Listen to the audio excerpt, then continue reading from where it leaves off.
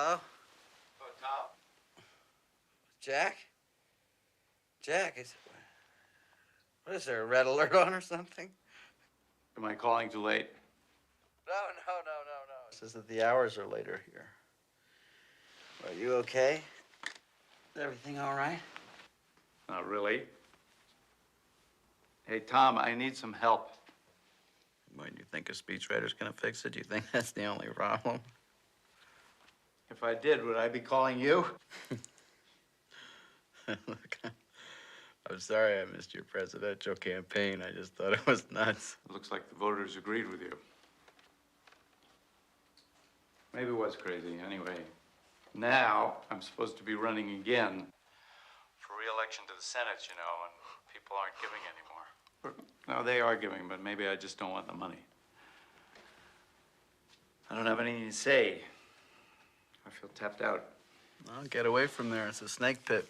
It's a hall of mirrors for narcissists. Get a long way away. Oh, I wish. But it's impossible right now. No, come on. It's always like that. That's always part of the problem. Are you offering me a place? Yeah, sure. You could come over here. Come on over. May not be the White House, but, you know, at least here you're wanted. I'm so glad I came here. I shouldn't have invited him.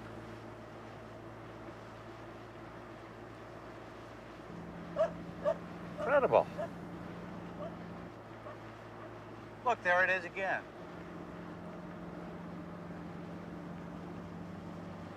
The Middle Ages got left behind on this rock. Time just moved on. There he goes again. That's him, all right. Always enthused and always ready with the right words for all occasions, as if everyone was still waiting for his opinion, as if life itself was one giant press conference.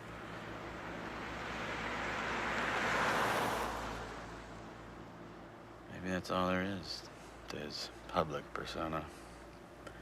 Maybe I've been fooling myself these last 20 years. Always looking for the real guy behind the facade.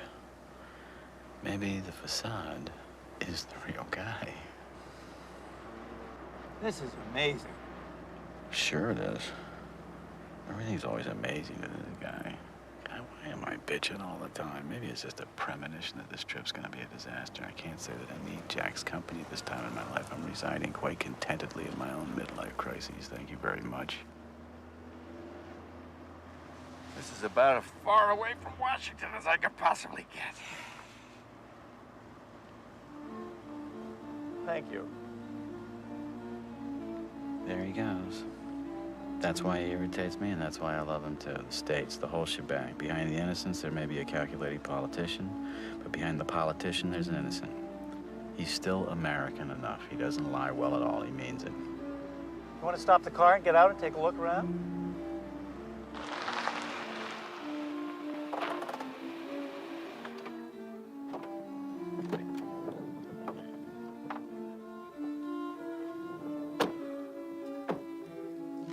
There it is.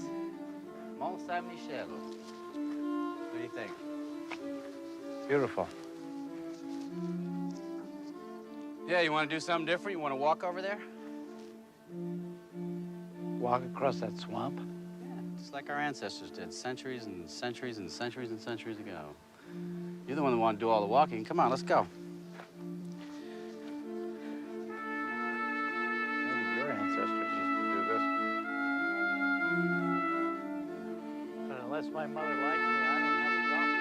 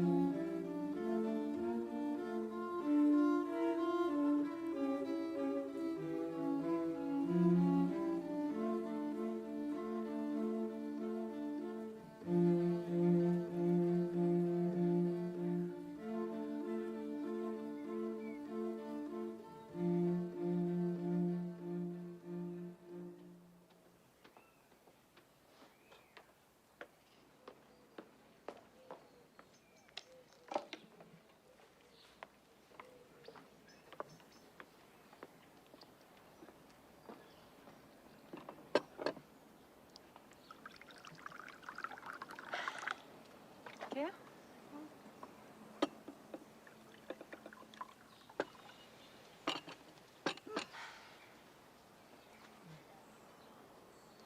So are we gonna do something today? I thought I'd finish my book. But you always have a book to read. I'm bored. Where's Roman? I don't care what Roman is doing. You know, I wanted to do something with you. I shouldn't have come. I should have just done something with Dad. Come on, kid. You just stayed cooped up in this medieval island, just reading your books. You know, you're not even aware of what's going on around you. You could be anywhere. It wouldn't even make a difference. You should just go out more, meet some people. Yeah, I will. I'm going. Bye.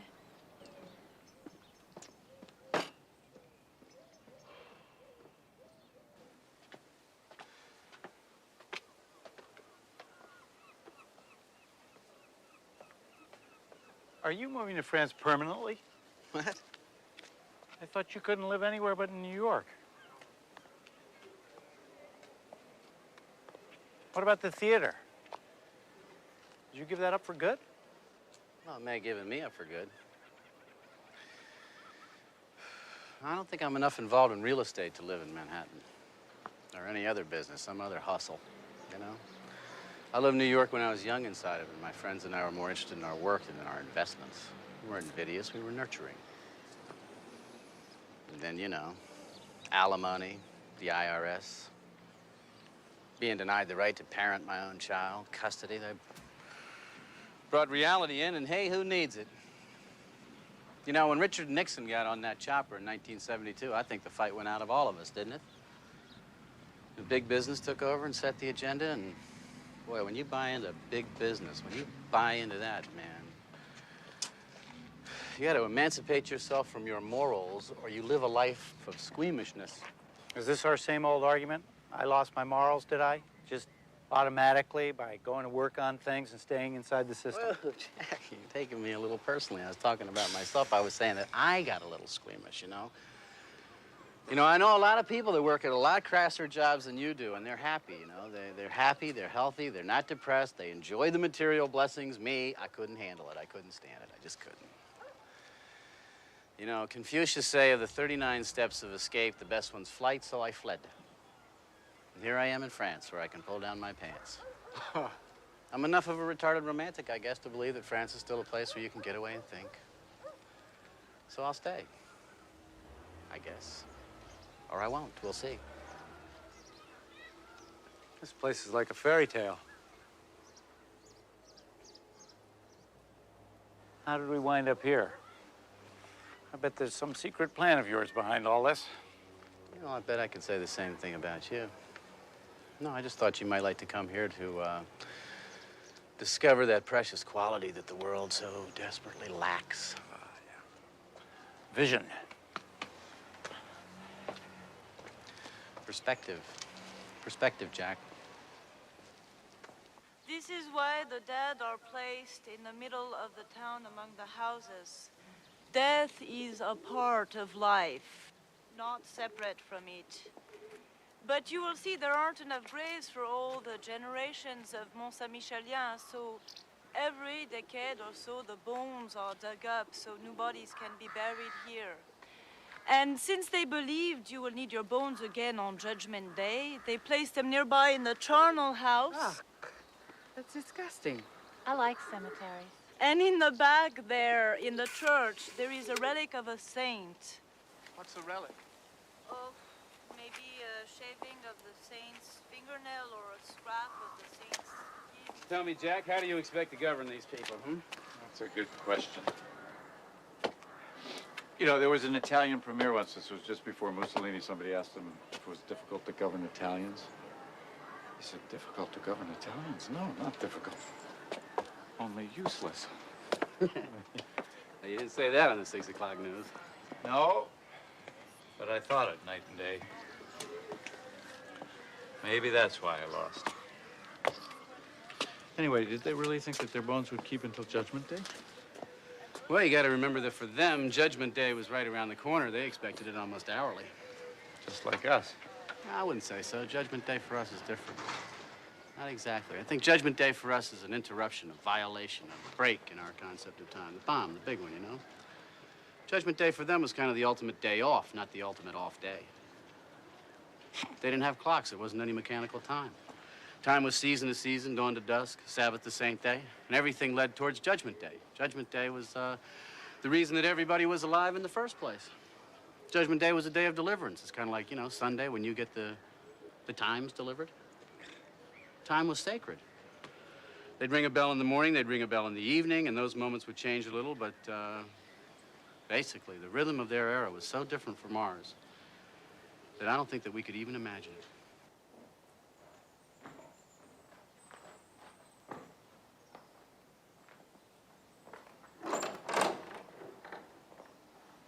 I guess we're a little early.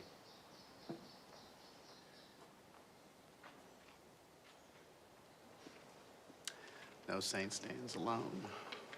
What? No saint stands alone. Every time I come here, these lines come to me, God knows from where. Sometimes it takes me weeks, even years, to figure out what the hell they mean. Did you ever read any of the books that I sent you? No, I'll tell you, not since you stopped thinking about coming back to help me with my speeches. Did you ever read any of the speeches I sent you? Oh, I tried. I mean, you know. The old attention span is not what it used to be. That's true, mine either. I don't have any attention anymore for anything that's not specific. Poetry just confuses me. Yeah, politics. Politics confuses everybody. Including its practitioners. But I know what no saint stands alone means. Oh, yeah? What? It's the essence of my profession. Because between every politician and his own point of view, there's always 3 fat cats, 2 PAC lobbyists, half a dozen microphones. No man is an island. Entire of itself, every man is a piece of the continent, a part of the main. Therefore, never send to know for whom the bell tolls. It tolls for thee.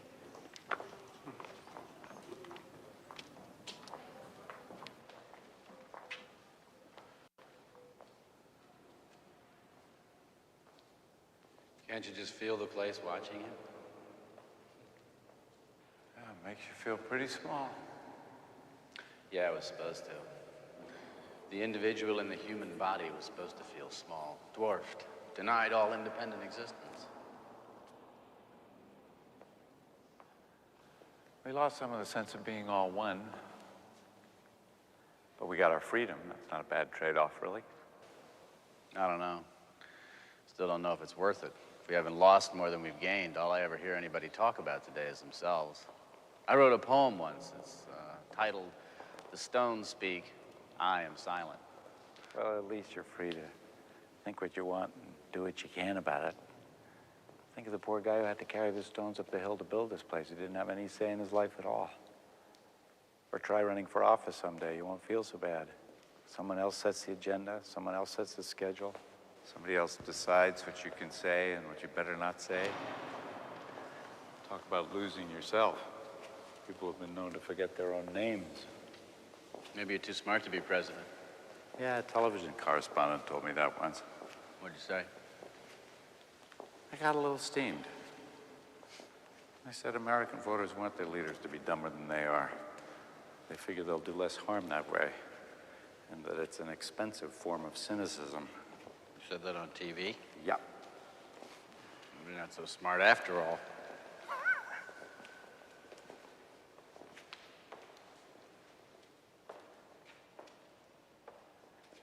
You go through here. It's up here. After you.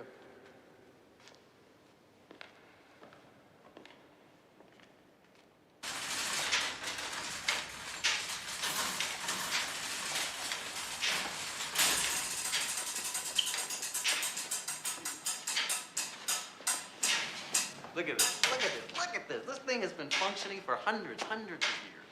Since before the beginning of modern times. Yeah, but this is different from the kind of time you were talking about before. Sunrise to sunset, Sabbath to Sabbath, isn't it? This is mechanical time, isn't it?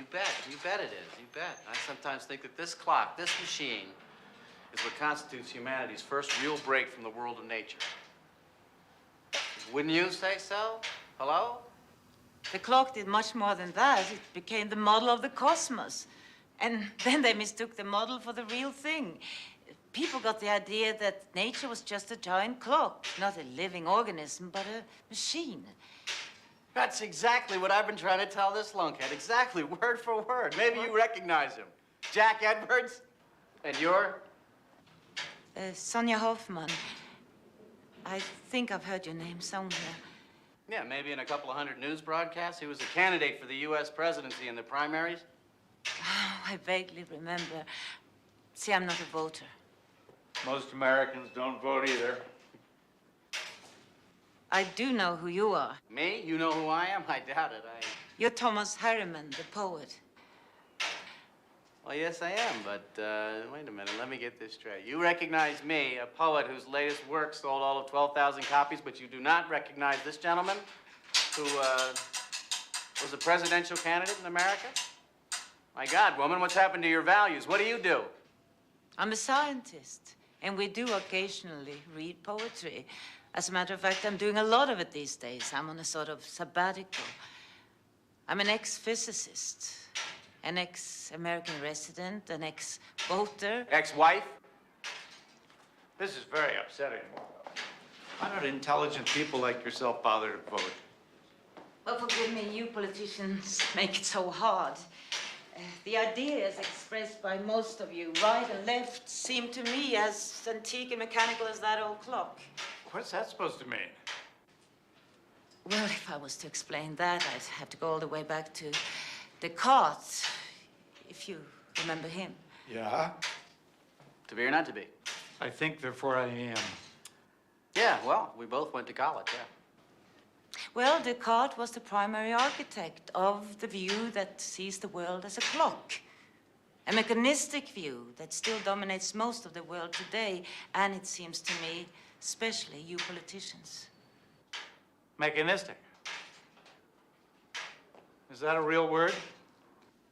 Mechanistic, mechanical, mechanics? Yeah, it's a good word. Mechanistic, as if nature functioned like a clock. You take it apart, reduce it to a number of small, simple pieces, easy to understand, analyze them, put them all back together again, and then you understand the whole. Isn't that what's known as scientific thinking, Miss Hoffman? Really? What you call the mechanistic view, isn't that what the scientific method's all about? Is it? Well, I don't think so, but I'd like to kind of hear from the physicist, Jack. All right, I'm sorry. Please continue. Well, you're right in a way, Mr. Jack. Call me Jack. Okay, Jack, you are right in a sense. But it wasn't always so, not before Descartes.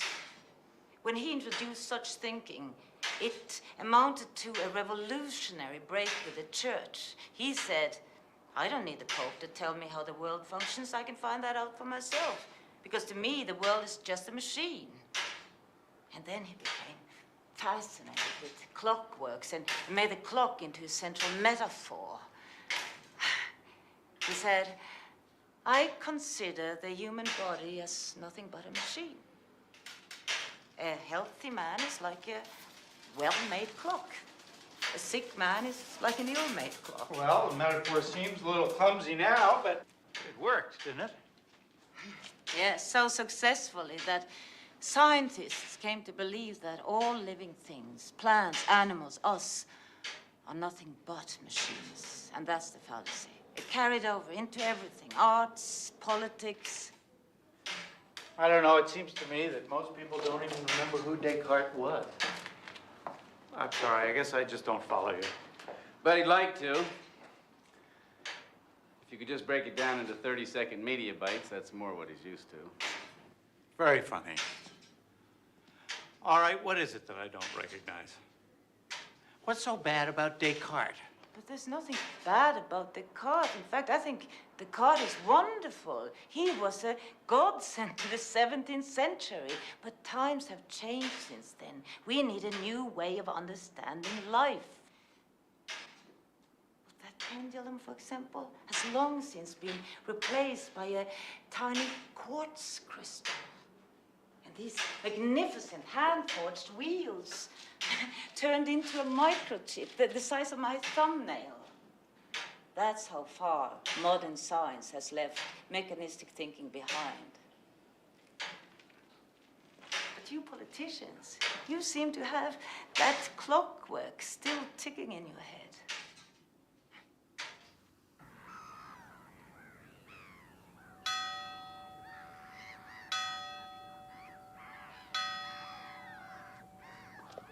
Keep on going, Sonia. Don't stop.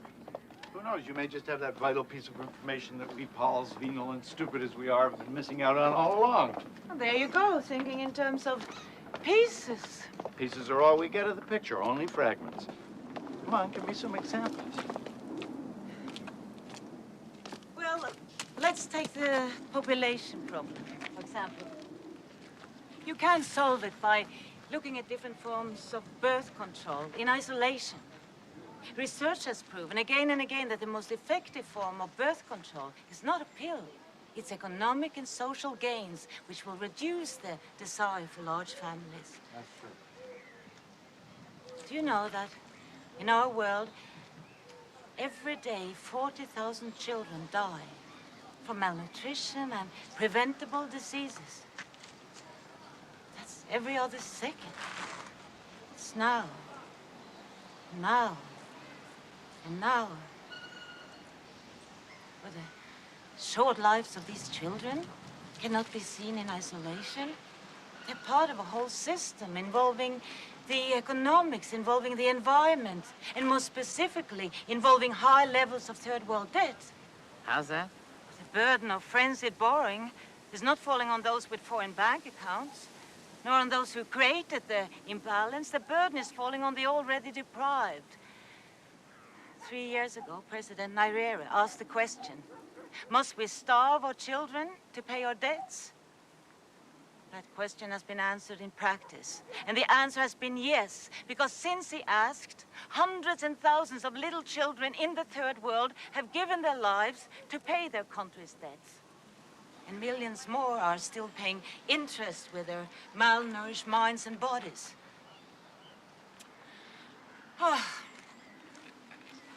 Take Brazil.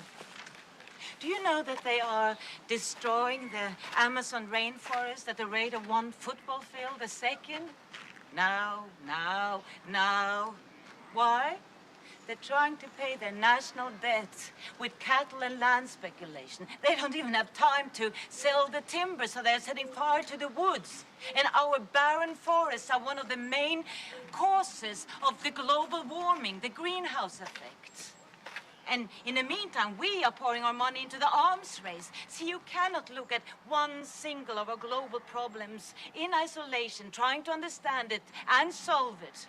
Of course, you can fix a fragment of a piece, but it will deteriorate a second later because what it was connected to has been ignored.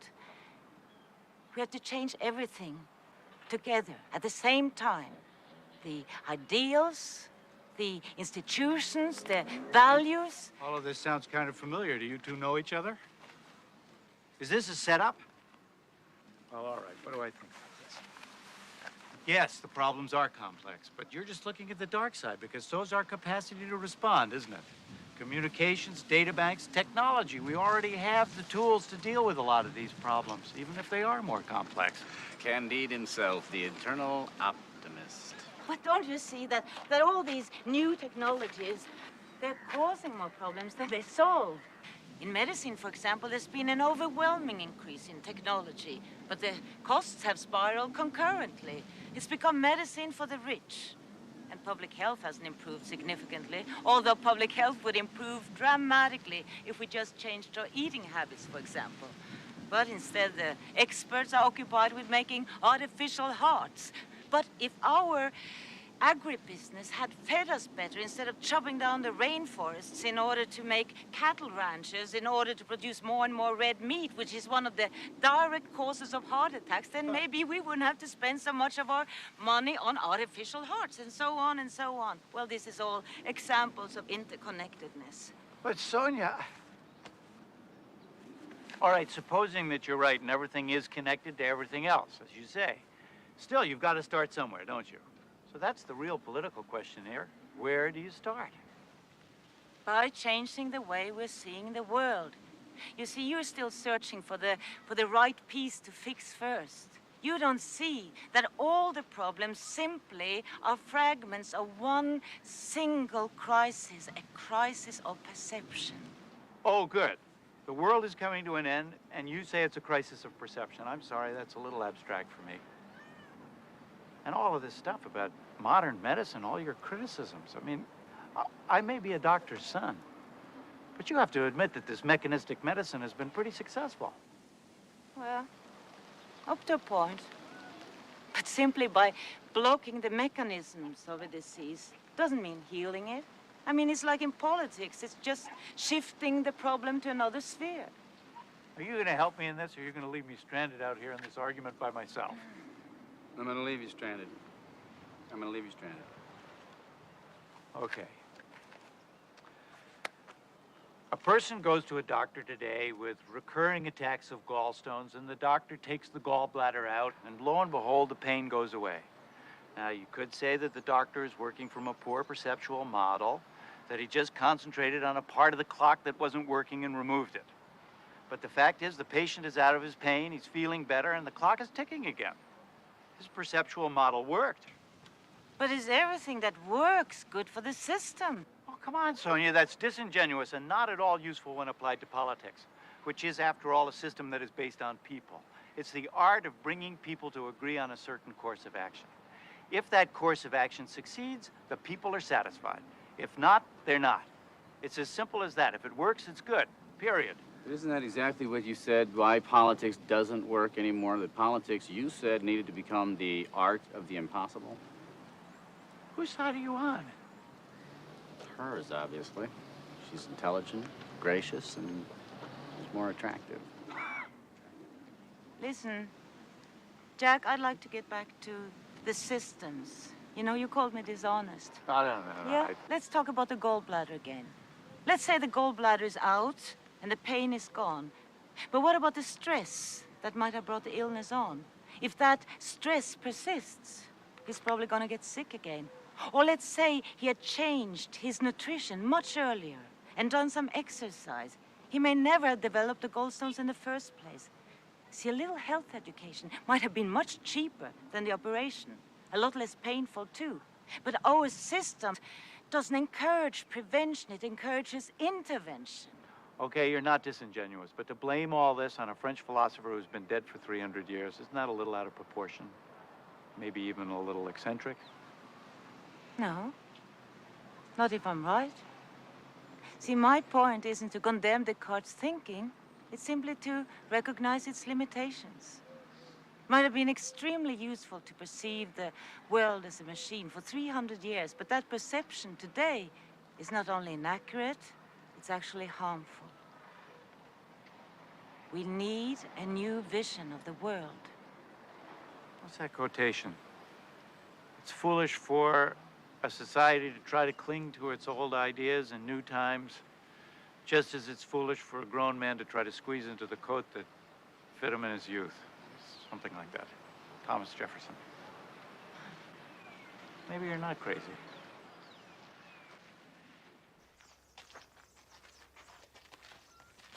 I don't know, Sonia.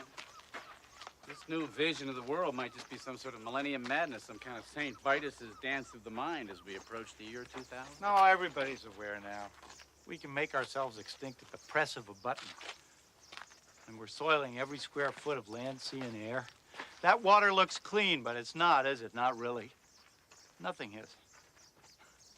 The English Channel is one of the most polluted bodies of water in the world. And the oysters around here are famous, aren't they? Soon they won't be safe to eat. Not only that, this water is radioactive, contaminated by a nuclear plant a few miles from here. Yeah, I read about that too. Politicians can read. They know all about these things, and some of us think about them every day. I know I do. But we have to deal with a different set of constraints, different kinds of interdependence than the ones you're talking about. If, let's say it turns out to be true, that what you said is true. Cattle are brutally treated, loaded up with chemicals, too much red meat is bad for you, and the landscape's being wrecked by overgrazing. Let's say all that turns out to be true. So for good health and 100 other reasons, I help enact a tax on the consumption of red meat. The way we tax tobacco to make people think twice about that kind of consumption. What a wonderful idea. We could do cancer and heart research for the revenue. Yes, and I'd have 50 lobbyists pounding on my door while 100 different meat producers, political action committees poured money into my opponent's campaign, and my switchboard was lit up all day long with calls from senators and representatives and governors of all the meat-producing states. But okay, Sonia, just for you, let's say that I take all that on. As Sam Rayburn said, every once in a while, a man ought to do something just because it's right. But if, on top of that, I come out against a few weapons programs and try to do something about acid rain and sponsor a bill supporting increased funding for solar energy, you know what? By the next election, anybody who would run against me, and I mean anybody, would have the combined funds of all those people to defeat me, and he would, too. And I'm not even saying it's wrong. Because when you get that far out in front of public opinion, that's the way they let you know. So I do what everybody else does, from the lowliest congressman right on up to the President of the United States. I pick a few crucial issues that I think are crucial, a part of your whole, and I persist and persist until I get somewhere if I'm lucky. And for the rest, I mark time. I wait. I go along. I trade off. This is why I don't vote. Excuse me, it's what we've been talking about. You get people to eat less red meat, and then you do something like paying off the farmers, buying up surplus butter and subsidizing its price.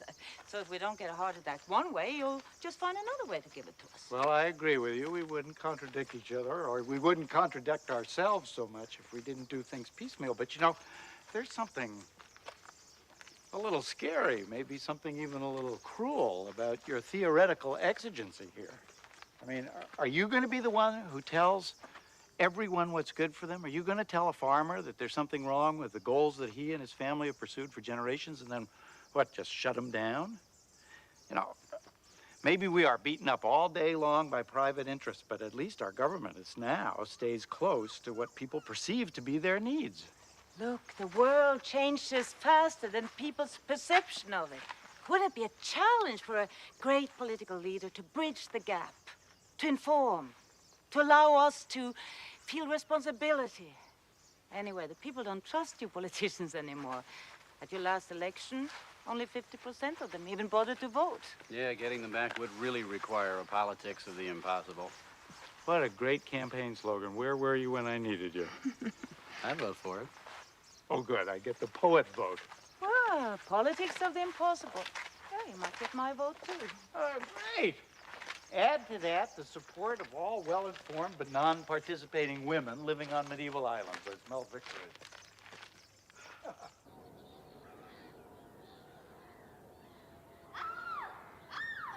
C'est génial, on est chez Freddy ici, Ouais, c'est hein? génial, on va faire une fête. Oh, fais plus fort! Ouais, Ah! dans ça, il arrive, vite, viens.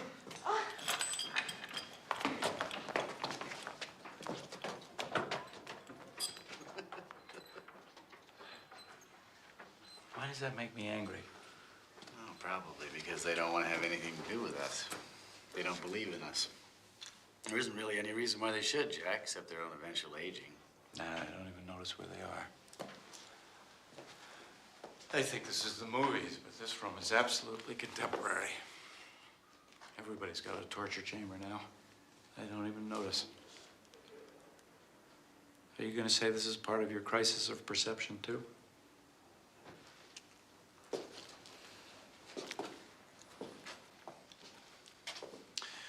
Yeah, or maybe we're all led a little towards death, like wolves to the weak. Or maybe people are just shits. You'd like to blame this on Descartes. I'd like to blame it on anybody, but this is such a part of human history. Well, I don't know about Descartes, but I do know that Francis Bacon presided over the witch trials of King James I at a time when millions of women were tortured or burned for practicing folk medicine or worshipping pre-Christian goddesses or simply because they were unusual. I would probably have ended up on the stake myself. See, I don't believe it was a metaphor when Francis Bacon wrote that nature had to be hounded in her wanderings, bound into service, made a slave. He even said that scientists, with their new mechanical devices, had to torture nature's secrets out of her. Did you notice how he uses her when describing Mother Nature? As if nature was nothing but a witch.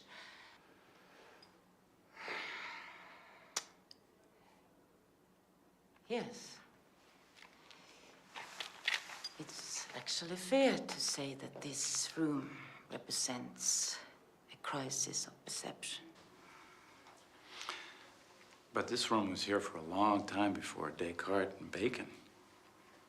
Violence goes on no matter how mankind understands the world, doesn't it? And exploitation. Of course, we'd all like to think it would be different if we saw things differently. But hasn't modern science, technology, business done exactly what Francis Bacon preached? Tortured our planet. Didn't we just implement the old patriarchal idea about man dominating all? I don't know, Sonia. Let me be the devil's advocate here for a minute. How much have we really tortured and hounded the planet? I mean, you could say not much compared to what the ice ages did to the world, for example. And who says that nature can't cope?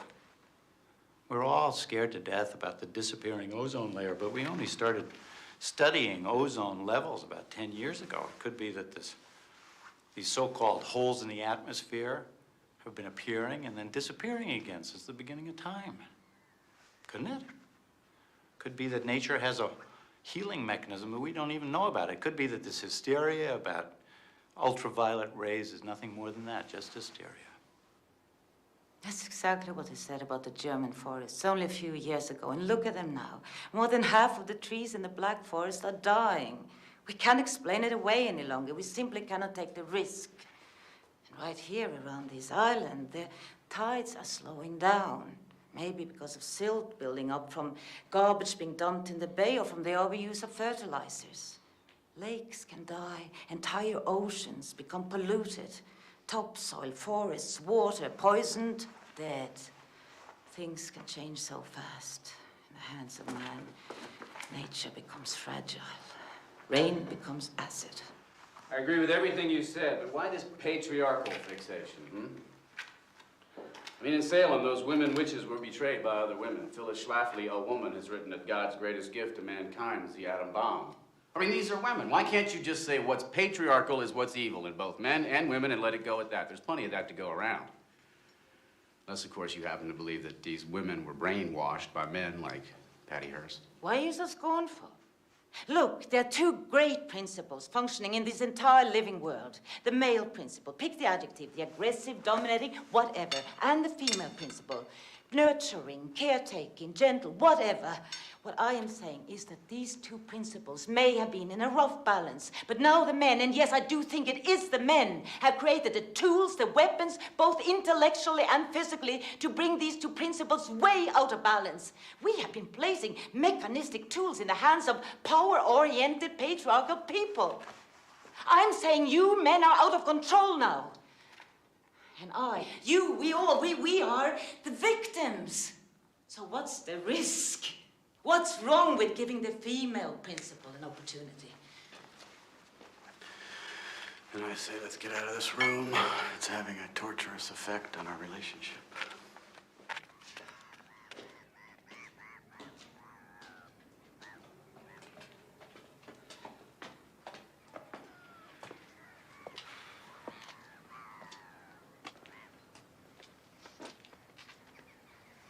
Look, Sonia, I'm sorry if I ruffled your feathers down there. I just, you know, I'm a failed husband, so I'm a little too sensitive about all that stuff. I'm also a starving poet and a bad teacher. And Jack here is another midlife casualty, except that his wife is still around. I don't know, maybe there's a connection in there somewhere for you. What do? I mean, what brings you to this far out and remote place? Well, let's see. I'm a scientist, still, even though I'm on a semi-permanent sabbatical. How come? I got tired of seeing my work fed to the U.S. Defense Department. I'm a physicist, the only woman in my graduate department, the first in Norway doing quantum field theory. My specialty was lasers. At that time, the challenge was to design lasers of ever shorter wavelengths. The shorter the wavelength, the more powerful the laser. Our ultimate goal was to create an X-ray laser.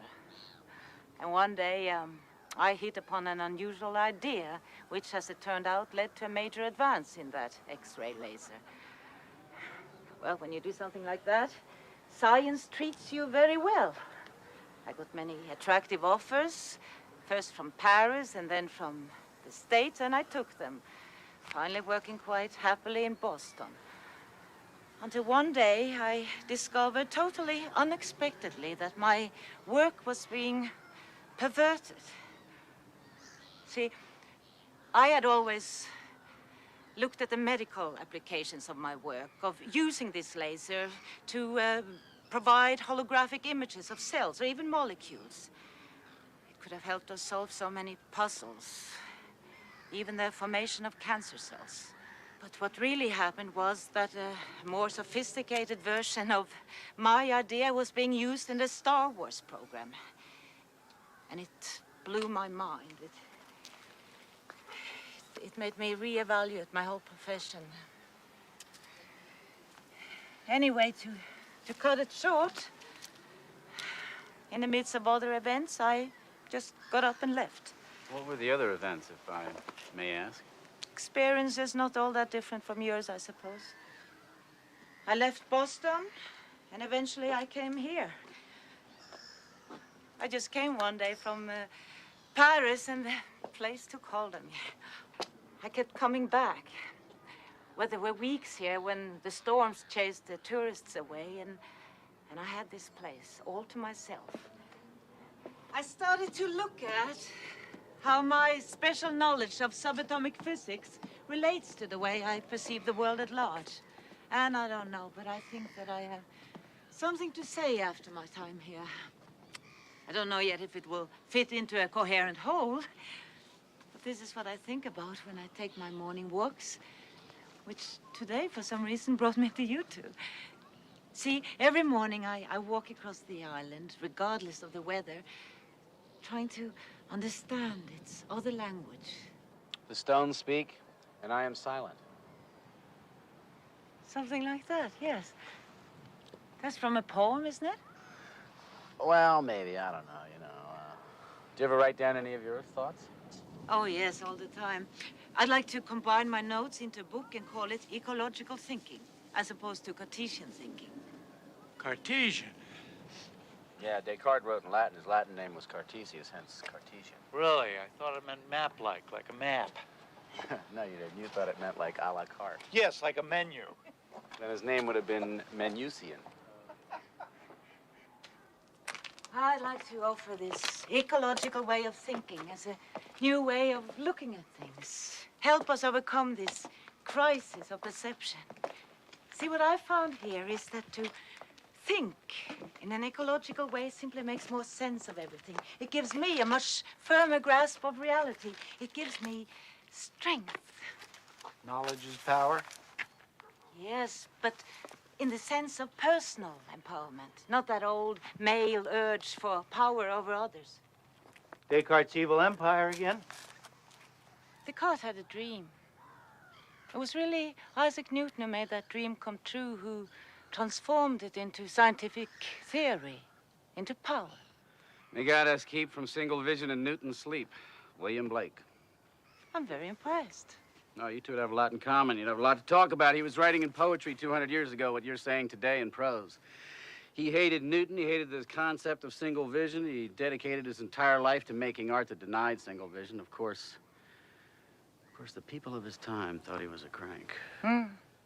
Whereas they revered Newton almost as a god. By reducing all physical phenomena to the motion of material particles, the motion caused by the force of gravity, he was able to describe the exact effect of gravity on any object with precise mathematical equations. We call it Newton's laws of motion. Really the great achievement of 17th century science. You mean all that stuff that I slept through in high school, like any good poet, all that square root of the hypotenuse divided by a pinch of magnesium, all that stuff? Well, in the right hands, or should I say, aroused minds, these equations seem to work beautifully.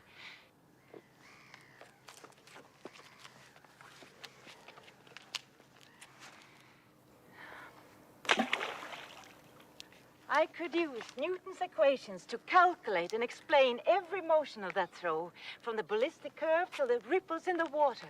See, this was a feat so impressive for the time that Newton's mathematical system immediately established itself as the correct theory of reality, the ultimate laws of nature.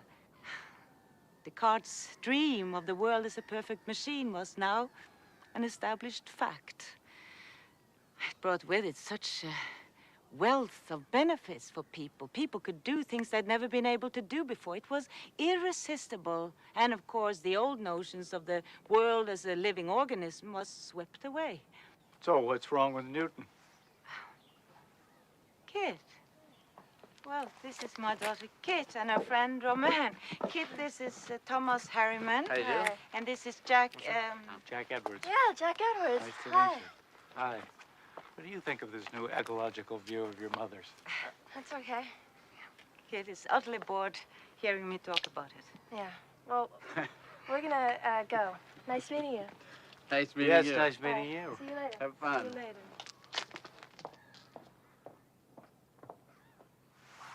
Oh, so she's living here with you? No, she's in her first year in college. She's on a break. But right now, yes, I think she's utterly bored living here with me. I understand that. I have two of my own. Yeah, I have one. You know, it's no accident that Turner painted light when he did, or that light became the inspiration of the Impressionists. The nature of light became an obsession with the physicists, too. See, none of them could visualize how the light of the sun reached the earth. Why? What is the nature of light? To understand the nature of light, you have to know what matter is made of. I thought it was made of atoms. What's an atom? Well, Newton thought it was small, solid particles. But that's not what scientists saw when they observed atoms for the first time. What they saw was totally unexpected and shocking. You mean when they discovered that atoms were made up of even smaller particles, a nucleus with electrons whirling around it? Not only that, they were moving in relatively vast regions of empty space. That's what shocked the scientists up. Atoms consist mainly of empty space. What does that mean, vast regions of empty space? Atoms are tiny. Yes, they are. This is what's so hard to visualize. See, the size of atoms is so far removed from our ordinary sense of scale and proportion that it's extremely hard to get a feeling for the relative sizes and distances of their particles. Ask yourself, how many atoms are there in an orange? Now, to answer this, you'll have to blow up the orange to a size where you can actually see the atoms.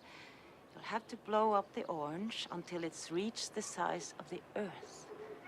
The atoms inside of it will then be the size of cherries. Myriads of cherries tightly packed into an orange the size of the Earth. Wow, what an image. I'm serious. I was trying to shrink the Earth orange back down to the size of an orange and imagine all those cherries whizzing around inside of it. It made me dizzy. This is a dangerous height to be dizzy at. But okay, you say that the atom is the size of a cherry and that in that cherry atom there's all this empty space. Well, what about the nucleus? There is a nucleus in there, right? I mean, how big is that? That's where we're going here, isn't it? Invisible is the answer. If we blow up the atom to the size of a football, the nucleus would still be invisible. If we blow up the atom to the size of a sphere that would fit into this room here, the nucleus would still be invisible. What if you blew it up to the size of this island, to the size of the rock we're standing on? Okay. We would blow the atom, the cherry, up to the size of this island. Okay, then the nucleus would be the size of a small pebble. Something like that. And the electrons would be much smaller still. We would have to look for them all the way down there at the edge of the island. And the whole space in between would be empty. Wow, that's fantastic. It's weird. That's even weirder than poetry. So what you're saying is that if there were a sphere large enough to contain this whole island, what it would actually consist of is a pebble and a few grains of sand. That's all this huge sphere contains. In other words, nothing. It's empty. But if this rock is made up of spheres like that, then what makes it so solid? Why can't I pass my hand through it? Why don't we fall through it? Yeah, why don't we fall through everything? Why doesn't everything fall through everything? Well, you see, this is the obvious question that physicists had to ask.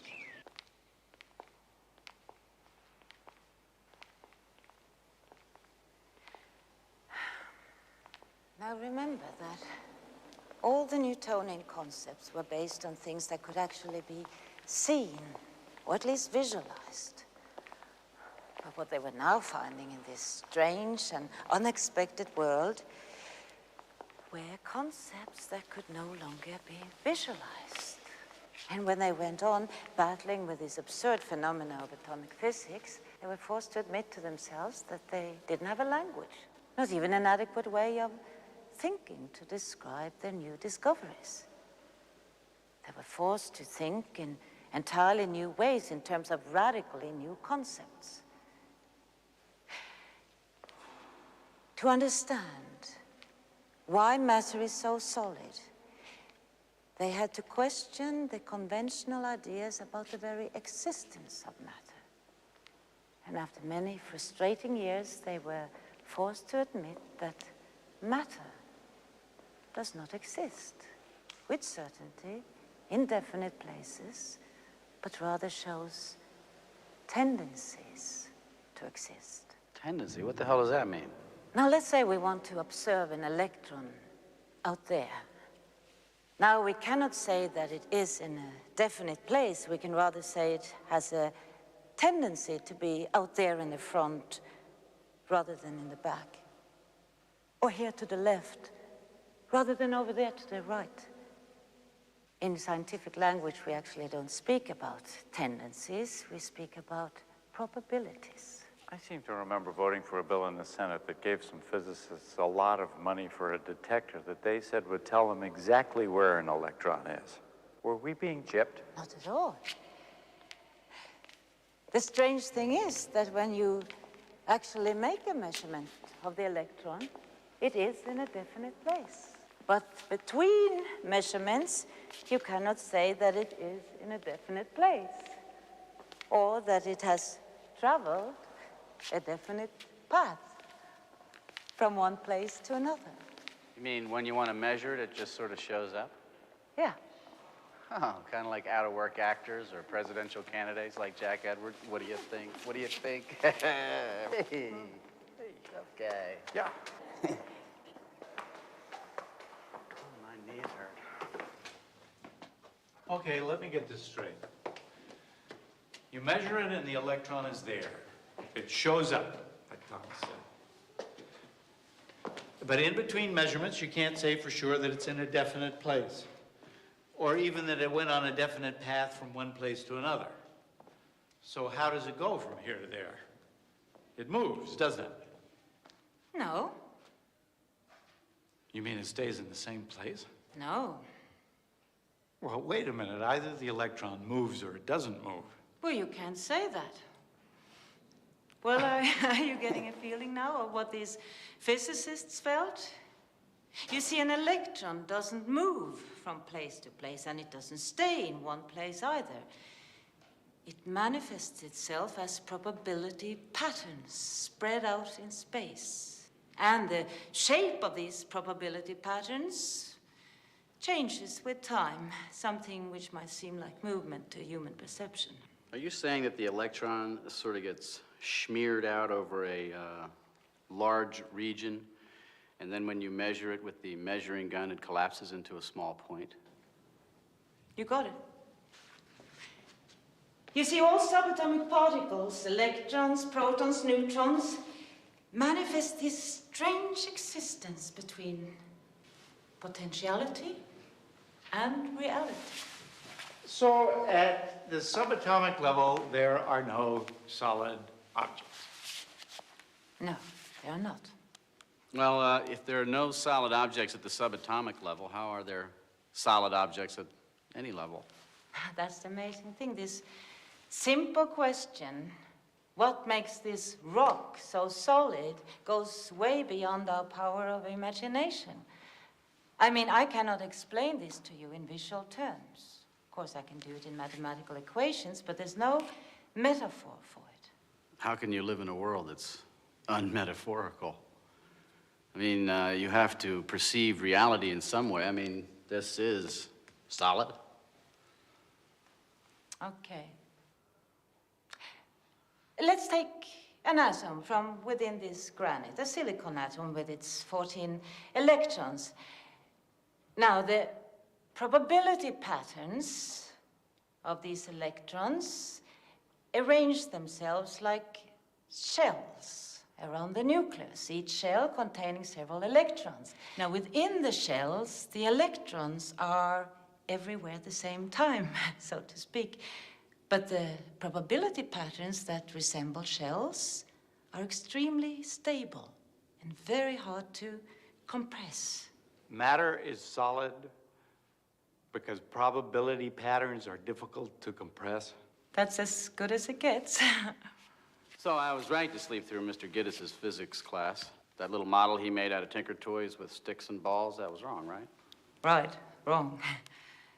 Yeah, it's a lousy visualization, but then no one did it any better.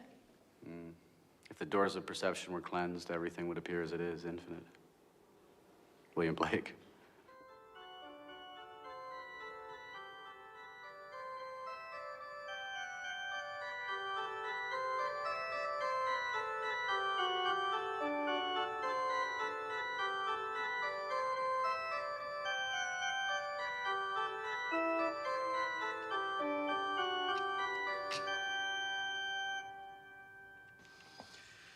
So, Sonia, life's a bunch of probability patterns running around.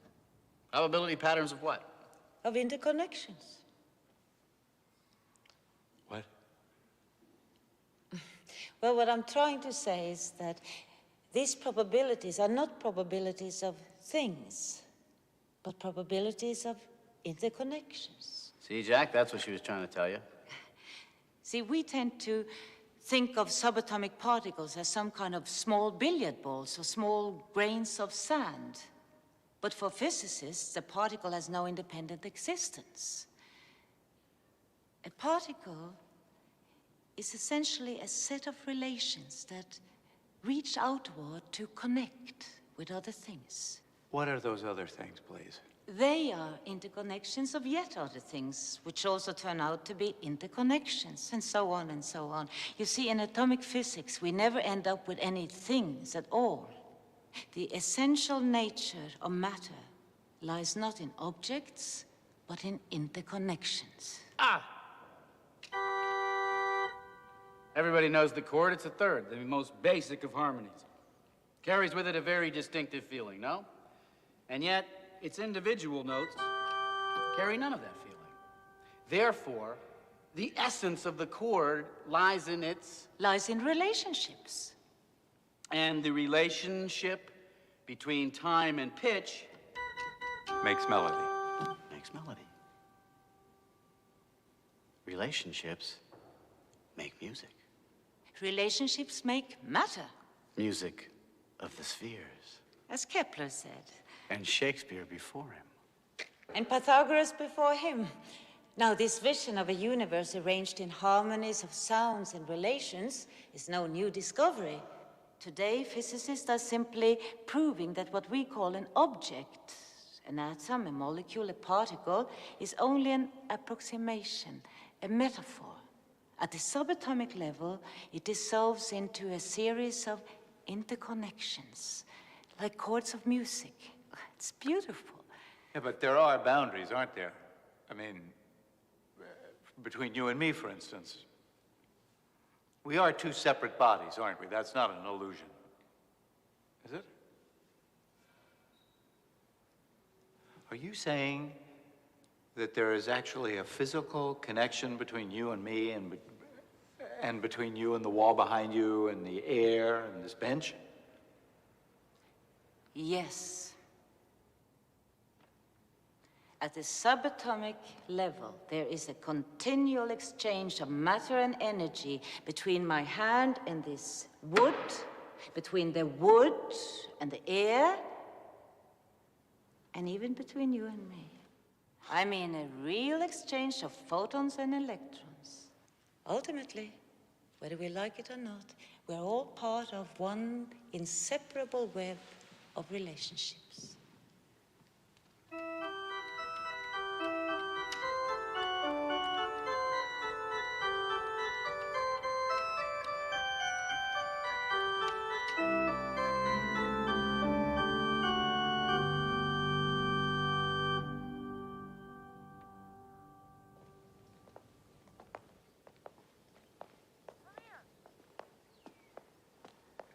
How does all this explain light?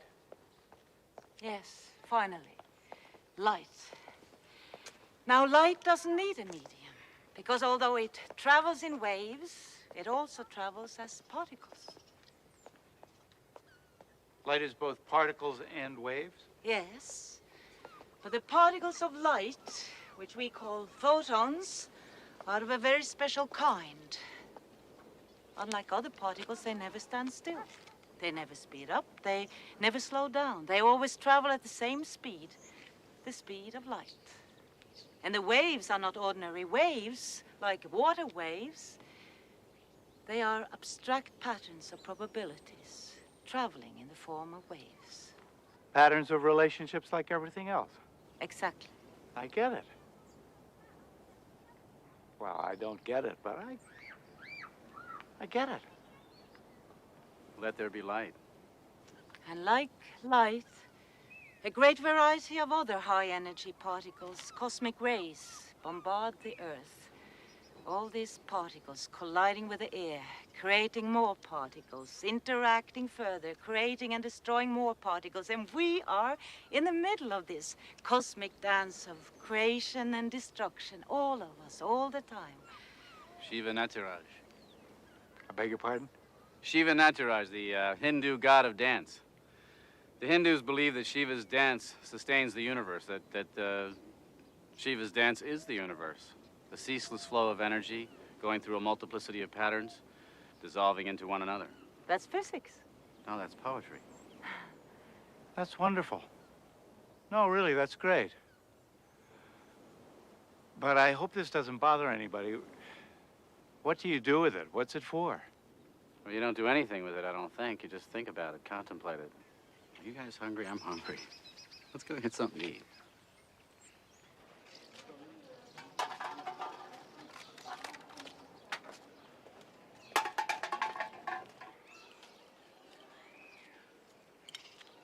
How can they do that here? I mean, how can they do that anyway? It's your fault. What? Well, okay, it's not your fault. It's physicists' fault. They made the bomb.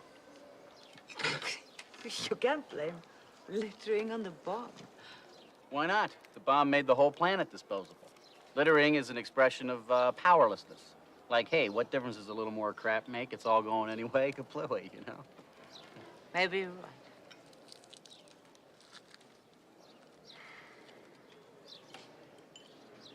You know, I visited Hiroshima 10 years ago. I went to the museums. I saw the photographs of devastation. I went to the Peace Park, looked at all the monuments. Statue of a mother with a baby. Statue of a goddess enveloped in paper cranes. Big peace bell. And then I saw a mound about 6 feet high, covered with grass. It wasn't decorated in any way. It wasn't a symbol of anything. No monument. It simply contained the ashes of the atomic bomb victims. The actual remains of what was left of tens, maybe hundreds and thousands of men and women and children. Incinerated because of our knowledge. A flash of light that burned them and obliterated them and totally transformed the world. And as I stood in front of that mound of ashes, I felt that I was face to face with the victims of, well, I can't say the victims of my work as a scientist, as a physicist.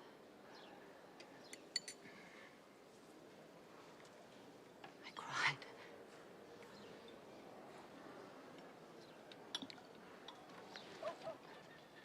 When I was little up on the 3rd floor with my brother, we'd lie in our beds watching the heat lightning flashes, and he'd say, "What's that?" And I'd say, "That's it. That's the big one. We're all gonna die." You can't make yourself responsible for Hiroshima, Sonia, just because you do physics. You didn't invent the bomb. And even if you had, somebody else decided to use it, a politician. Oppenheimer said he felt he had blood on his hands, and he did invent it. But President Truman's answer was, who the hell does he think he is? I'm the one who ordered them to drop the damn thing. Even Oppenheimer wasn't to blame. Scientists are supposed to figure things out. It's up to the rest of us to figure out what to do about it. I'm sorry, Sonia. I was only kidding. Maybe littering is more an expression of poor toilet training. Like, I don't know. Maybe we could change the subject. There's no accountability for scientists, as there is for other professions. Why aren't we obliged, like medical doctors, to not use our knowledge destructively? It's not that simple, I don't think. Oppenheimer said he had blood on his hands. He had regrets after the fact. I have regrets because of my X-ray laser. See, I'm responsible for the consequences of my discovery. You know, we never talked about responsibility at the university, not at my time. We never discussed ethics. We were never taught value thinking. No one induced upon us the wisdom of the American Indian tribes who made all their important decisions with the 7th generation in mind. We were never taught to think about the future that way. We were taught in our closed rooms that we were doing pure science in the pursuit of pure truth, the noble pursuit of pure truth. Well, that's what science is, Sonia. Don't be so hard on yourself. No, that's what science was, maybe. But pure science hardly exists today. The scientist isn't sitting in his lab anymore, choosing to work on what fascinates him most. Science is expensive. The Pentagon, who pays most of it, decides what is fascinating. 70% of all science done in the United States today is paid by the military. We give our knowledge away without thinking about the values, without thinking about who is responsible. Well, but there is oversight. I've served on some of those oversight committees. Scientism is an irrational belief in the truth of science. It's become a religion today. It's not a good religion, but it is a dominating religion. And people, of course, who see what miracles physicists are able to achieve, like going to outer space, or splitting atoms, or making bombs, believe that scientists who are so powerful also must be very wise. And so they don't question their work anymore. And they leave their own responsibility in the hands of these people they envision to have this power of knowledge. And although they know that scientists are doing scary things in the shadows, they just hope that they will be careful. And then scientists hand over their responsibility to those who are paying them. And I know what happens when you hand over your responsibility to those who pay you, like I did with my laser. It broke my heart. If you're worried about the possible dangers of genetic engineering, who do you go to for advice? You have to ask a scientist. He's the only one who understands. And you pretty much have to take his word for it, too, because often you don't know even what questions to ask. Science should welcome your questions, because science itself should question everything. You know, these oversight committees hold hearings from time to time where the public is invited to comment. Maybe you should be there. A person like you might be able to do some good. He's still running, only the Terminator can stop him. Should we get the check? I'll pay. Oh, no.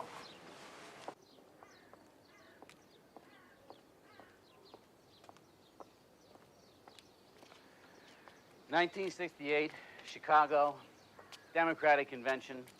The cops are getting ready to charge the demonstrator, and I'm standing there next to this guy who I have never before seen in my life, and I say to him, well, I'm going home. And he says, don't go home, go into politics. And like a fool, I listened to him. That guy was Jack, who is today a conservative Democrat, whatever the hell that is. I was working for a delegate. I wasn't even a demonstrator. I was just trying to get into the hall. Then the cops charged the crowd. We all got tear gassed. I broke my nose. We all spent the night in Mayor Daley's jail. Whatever happened to all those people? Jesse Jackson got most of them. The rest of them went to sleep. I don't mean politically, Jack. The primaries are over, okay? I mean personally. I mean, whatever happened to them? Where do they go? Where do they live? What do they do? Well, I don't know personally, but politically, the Green Party got them, at least in Europe. Peace activists, the environmentalists, the feminists, the old student left. Peace. The Green Party got them all. Well, what happened to them, really? I think it proves that ecological thinking is getting stronger and stronger. People who see the whole picture, who see that all these questions are related to each other. She's back. Yeah, and Gorbachev? Gorbachev, was he at the Chicago demonstration?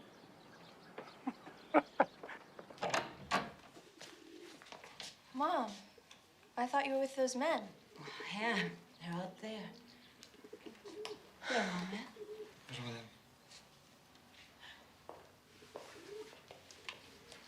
We're going to the beach. Changing my shoes.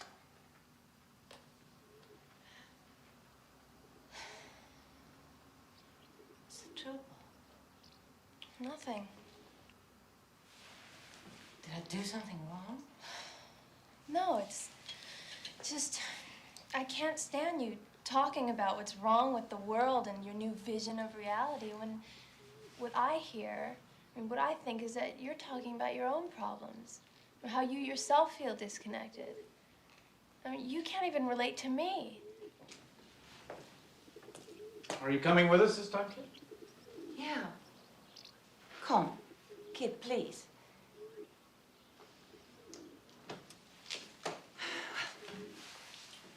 Do you mind if I go? No. Mom, I like Jack. Be real with him. Don't bore him to death. Kid, he's a married man. It could do you some good.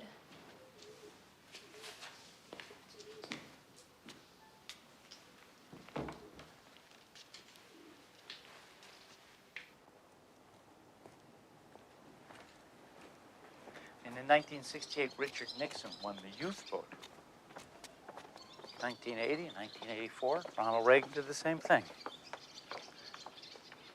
Majority of Americans are very conservative. You know, I think we are dealing with a historical process that's so deep that even Americans won't be able to resist it much longer. When I look around in the sciences, I see the same patterns emerging everywhere, the same notions of holism, the same thinking in terms of processes instead of structures. It's happening in America, too, because once something takes hold in the sciences, it will spread. It always has, whether we like it or not. I'm glad to hear you say that.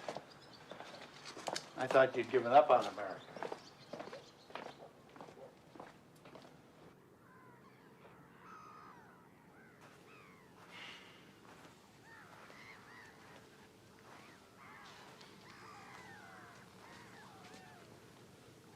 What's wrong with him? The color has probably caught him. He's a poet. He's got a license to be moody. It's taken him miles from his home, but it's kept him free. So, I sometimes think he can change his thoughts, his point of view about anything, anytime he wants. If he meets someone like you who sees things in a completely new way, he's totally free to go along with it. And should you succeed in really changing his views and win him over, you can be sure he'd sit right down and put those new ideas into a play or a poem. And people would admire him for his flexibility. And you feel constrained by your constituency. Yeah, kind of. They want me to be the good old conservative Democrat they voted for. And basically, that's what I am. Anyway, I'm supposed to represent them. It's not all up to me. It's supposed to be the will of the people that sets the course, and the government that finds the means, the best way to give the folks what they want. Of course, it's all a mess right now. The problems are so complex. There's so much crossover from one problem to another. It's hard for people to even begin to think about them.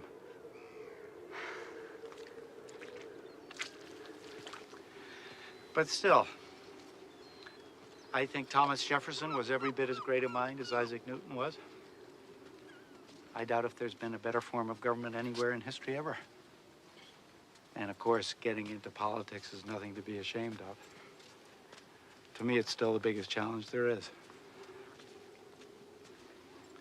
But things are changing faster and faster every day. A few years back, the greenhouse effect was just a theory, and now we're just not keeping up. But Sonia, the question is, can your ideas change that? Hasn't a lot of what we've been talking about been discussed and recognized already, and all recognized in all the environmental legislation? Clean water in 72, clean air in 77, 12, 14 years ago, and we're still falling behind.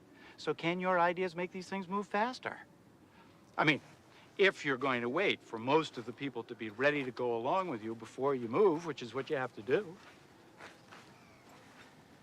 I'm sure you're not a secret lover of dictatorships, but wouldn't it take some kind of totalitarian regime to put ideas as comprehensive as yours into effect? So, how does all this translate into politics, or doesn't it? Is this just going to be the best conversation I've had in months, or is there still a chance you can get me elected president? That's what I'd like to know. Jack, are you still asking me for a program? I'm trying to make you embrace a vision. But you just want to know what the packaging is. I'm a practical man. I'm from Missouri. I thought you were from the East Coast. That's an expression. It means show me. Devising policies, that's your job. I do think that as long as you continue looking at things through that old patriarchal Cartesian Newtonian lens, you're gonna miss out on what the world really is. You, we, all of us, we need a new vision of the world, and we need a more comprehensive, more inclusive science to support us. There is a new theory emerging now, which places all the ecological concepts we've been talking about into one coherent scientific framework. We call it systems theory. The theory of living systems. Living systems? Mm-hmm. All living organisms, as well as social systems and ecosystems. See, this theory would help us get a much firmer grasp on the sciences that deal with life. Are these all your own ideas, or do other people share them? I mean, has this been applied in the sciences anywhere? Am I a crank? It's okay, Senator. This is real science. And many scientists, including some Nobel laureates, have been working on these ideas. Prigozhin, Bateson, Maturana, just to mention a few. Yes, it is science, but of a new kind. Instead of concentrating on basic building blocks, the systems view concentrates on principles of organization. Instead of cutting things to pieces, it looks at the living system as a whole. How can you think usefully about things in this holistic way? That's what I don't see. You can contemplate them, you can look at them, as Thomas says. But if you want to do something, if you want to get into specifics, by definition, don't you have to take things apart? How can you talk usefully about a tree without talking about its roots or its leaves or its bark? Oh, I could, without even naming the parts you mentioned. Well, a Cartesian would look at a tree and conceptually take it to pieces. But then he would never really understand the nature of the tree. A systems thinker would look at a tree and see the seasonal exchange between tree and earth, earth and sky.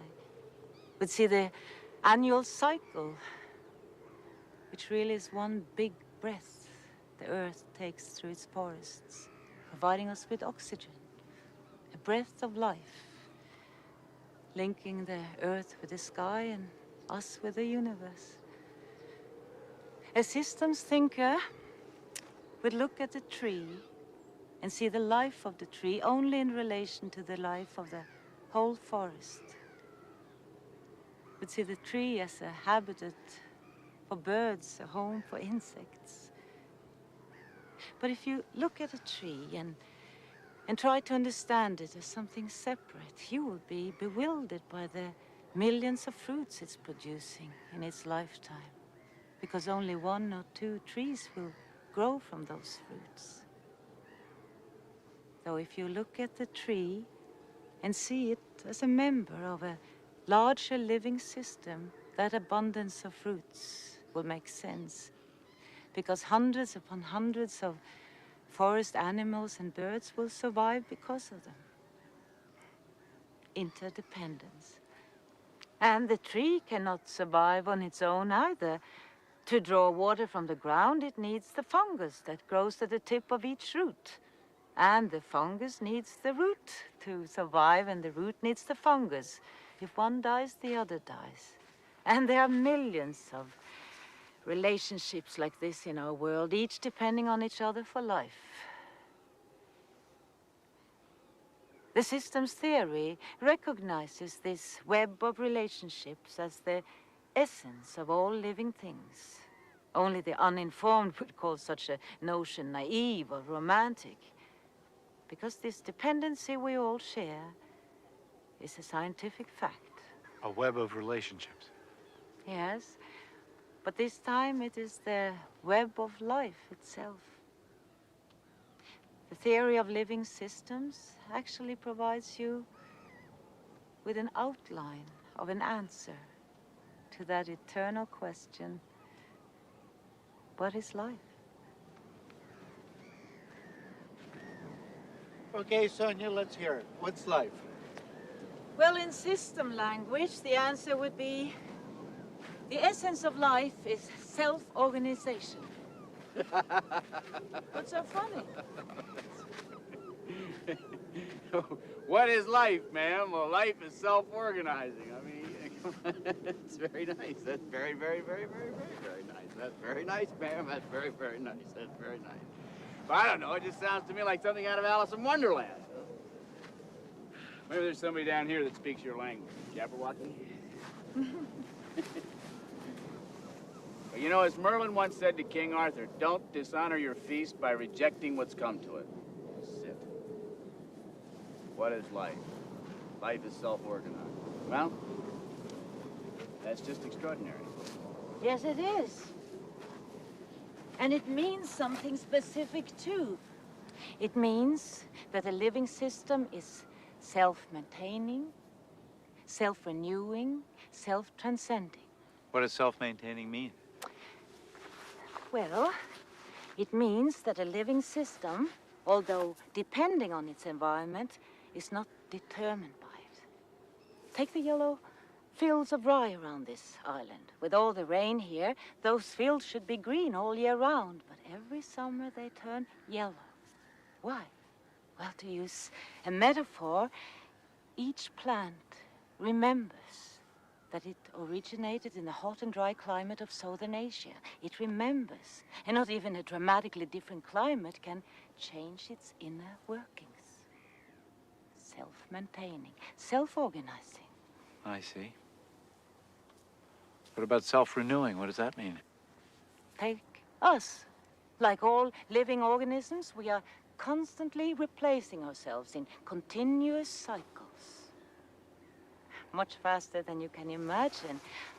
Your pancreas, for example, do you know that it replaces most of its cells within 24 hours? That means that you wake up with a new pancreas each morning and a new stomach lining as well. And your skin, do you know that your skin falls off at the rate of 100,000 cells a minute? Do you know that most of the dust in our homes consists of our own dead skin cells? That'll get into a poem. Our households are filled with dead skin. But at the same time, as all these dead cells are being shed, just as many are dividing and producing new skin. That's self-renewing. As Heraclitus once said, a man can't step into the same river twice. Sonia says a man can't shake hands with the same man twice with the same hand, right? Yes and no. Though most of our cells are being replaced, we do recognize each other because, you see, the pattern of our organization is still the same. That's one of the important characteristics of life. Continuous structural change, but stability in the pattern of the system's organization. And that's all there is to life? No, there is self-transcending. See, self-organization is not only the living systems maintaining themselves and continuously renewing themselves.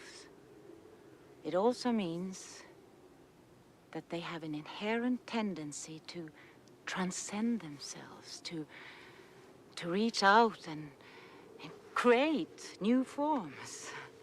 See, that is one of the most exciting parts to me, that the basic dynamics of evolution, it's not adaptation, it's creativity. You mean the living systems will evolve just for the hell of it, that they'll sort of go exploring whether they need to for survival or not, so that I'm not so far out of step as I usually suppose? No, you're not. Creativity is a basic element of evolution. Every living organism has the potential for creativity, for surprising and transcending itself. Creating what, for instance? Beauty? Oh, yes. Beauty, too. See, evolution is so much more than adaptation to the environment. Because what is the environment, if not a living system, which evolves and creatively adapts itself? So, which adapts to which?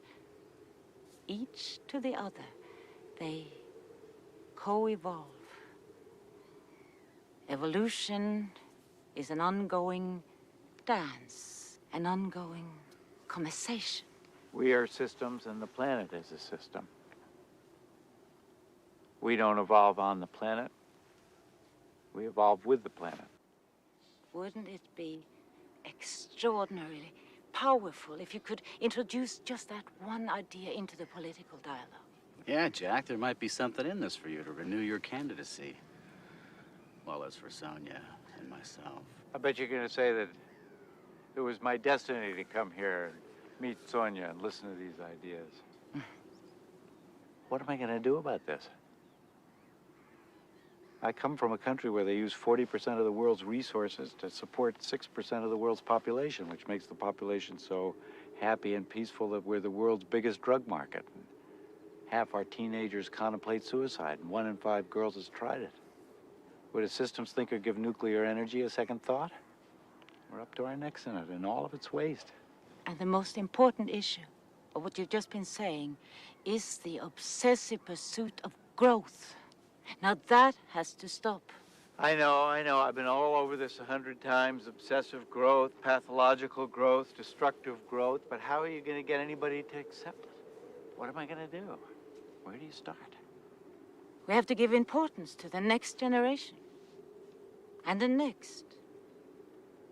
See, it was only when we failed to include them in our scientific theories and in our pursuit of growth that we placed all living systems in jeopardy. Just contemplate that horrifying fact that we are leaving to our children the most poisonous of wastes, plutonium. It's going to remain poisonous for the next generation, and the next, and the next. In fact, it's going to remain poisonous for 500,000 years. We should never have accepted that theory, knowledge is power. We should never have accepted the idea that what's good for General Motors is good for America. We need a sustainable society, one in which our needs are being satisfied without diminishing the possibilities of the next generation. You're asking me, what should you do? I don't know what you should do. You know what you should do. I know that what worked for me was to come here, be quiet, and take one thing at a time, think one thought to its end. Now, that was my first real step. Telling you was my second. You can't pass the buck that easily. How about doing something direct about this? How about helping me? How about joining my staff? What do you mean? I don't know. Finding a way to get these ideas of yours into the political mainstream. You say it's urgent. You say the ideas are practical. I'll give you a chance to prove it. Of course, it'll be frustrating work. You'd have to watch a lot of lying and wheeling and dealing. You'd have to learn how to compromise, too. You'd have to get your hands dirty. Well, I get them dirty the way I want, here. In my ivory tower, where I can sit and think. Something that Jack, with his tenacious pursuit of the common good, not to mention his own career, just doesn't seem to understand how an individual can want to get away. A long, long way away. Thousands and thousands and thousands of miles away. So that you can have the luxury of being a voice crying in the wilderness instead of being one of many voices trying to be heard over the clamor. Believe me, I can appreciate being here. I can understand why that'd be nice. I see the pedestrian nature of political work, but look, if you're gonna say no, don't say anything. Just think it over.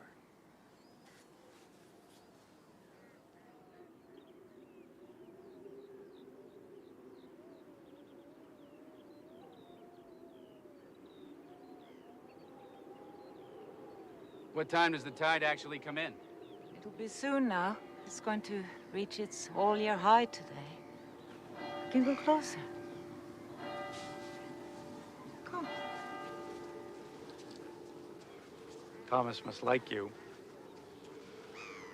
He doesn't usually have this much time for other people's ideas, do you? Well, not yours, maybe.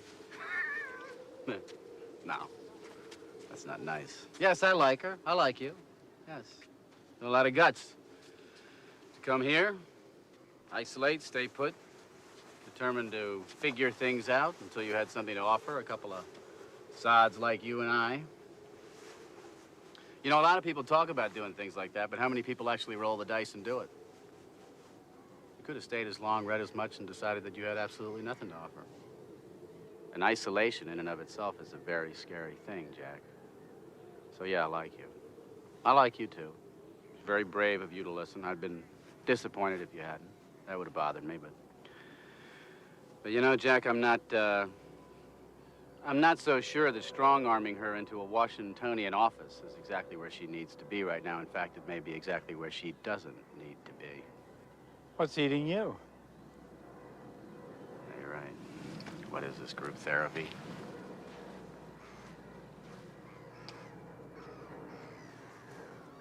All of this is covered in water when the tide comes in, isn't it? Oh, yes. Including the pastures. Must take a special breed of sheep to be able to graze around here at all with all this salt.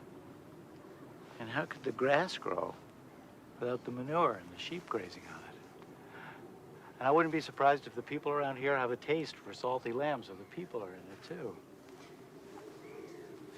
The sea, the grass, the people, the sheep. You asked me what the lobster is weaving down there with its golden feet. I tell you, the ocean knows this. You say, who is the Asidia waiting for in its transparent bell? I tell you, it's waiting for time, like you. You say, who does the Macrocystis algae hug in its arms? Study it. Study it at a certain hour in a certain sea, I know.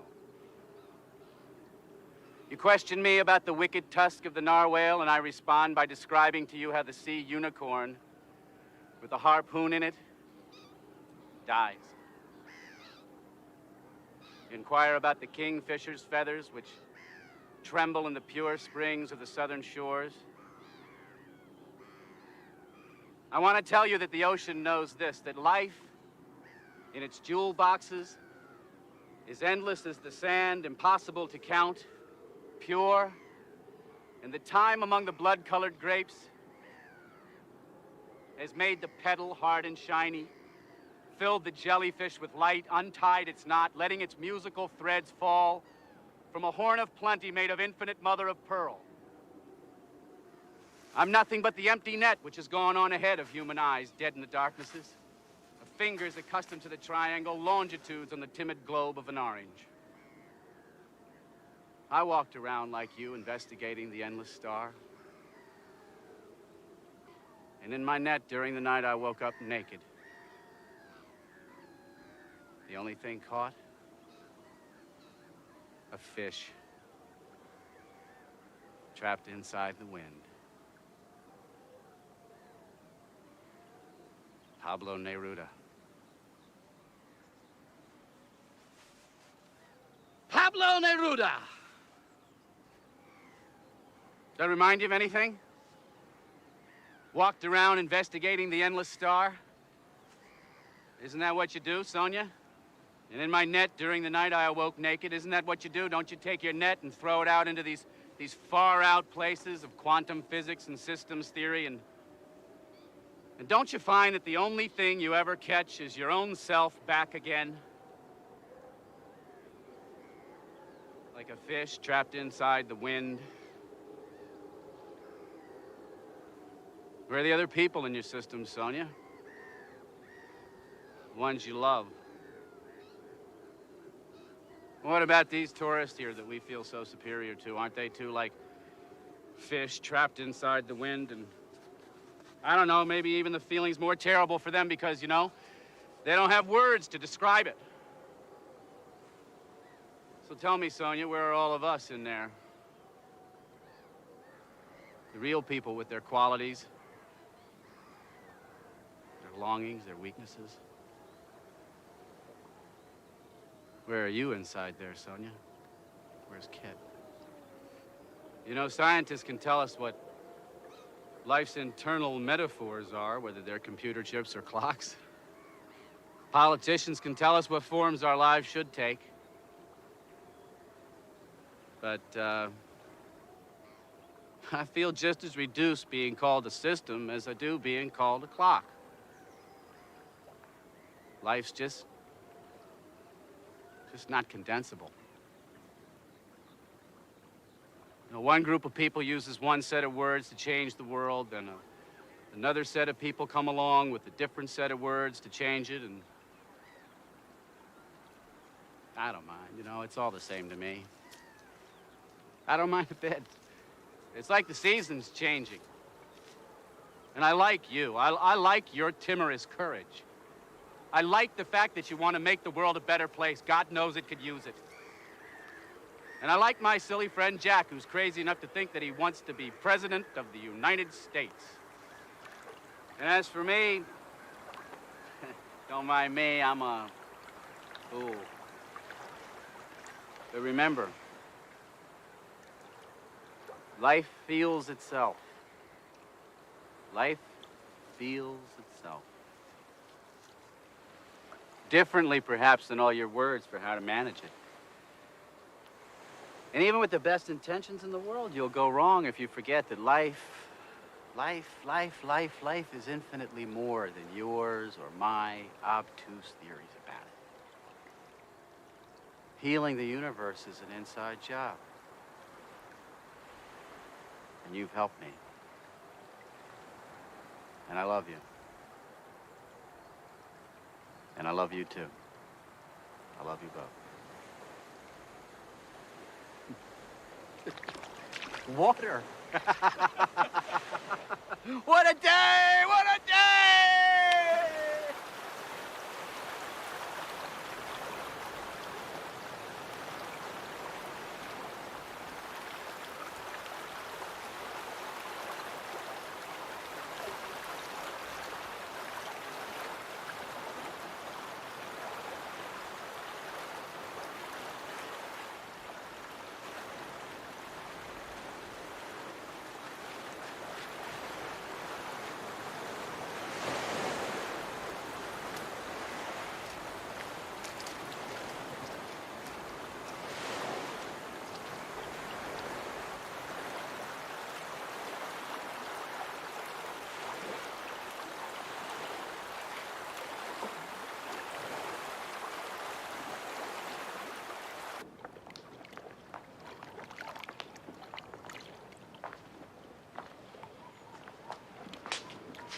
Well, if we're going to go, we better leave now.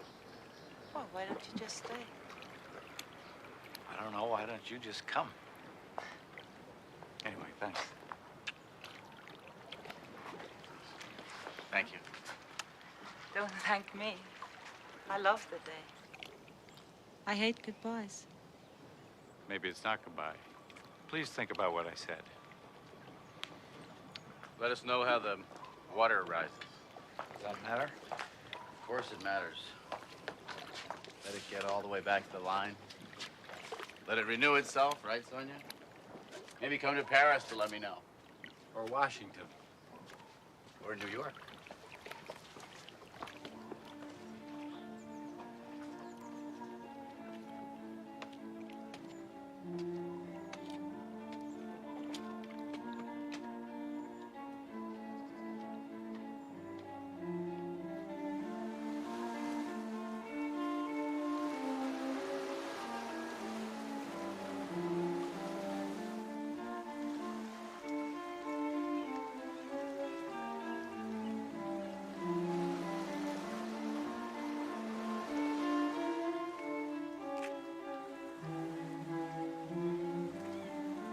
Where are the other people in your system, Sonia? The ones you love.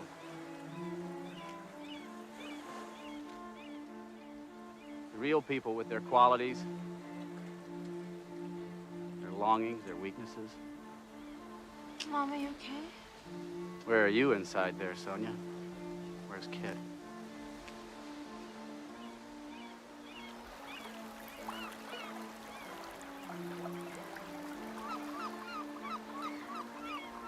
What are you thinking?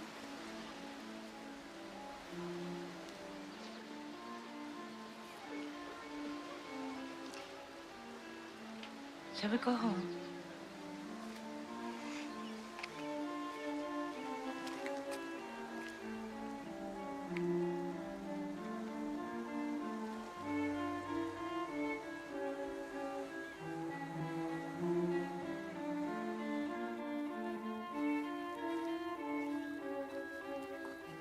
I feel like my long weekend in France has just come to a close. Maybe I, too, am tired of being a stranger, being outside a language and environment which lived, which resonated inside me.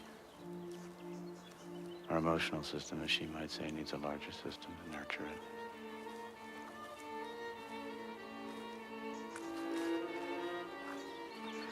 Doesn't make any difference. You're locked in with the people you know. You need to belong somewhere. He was right, of course, about damn near everything. Even the parts I didn't understand felt right. So, should I just go with it? Is this one of those turning points?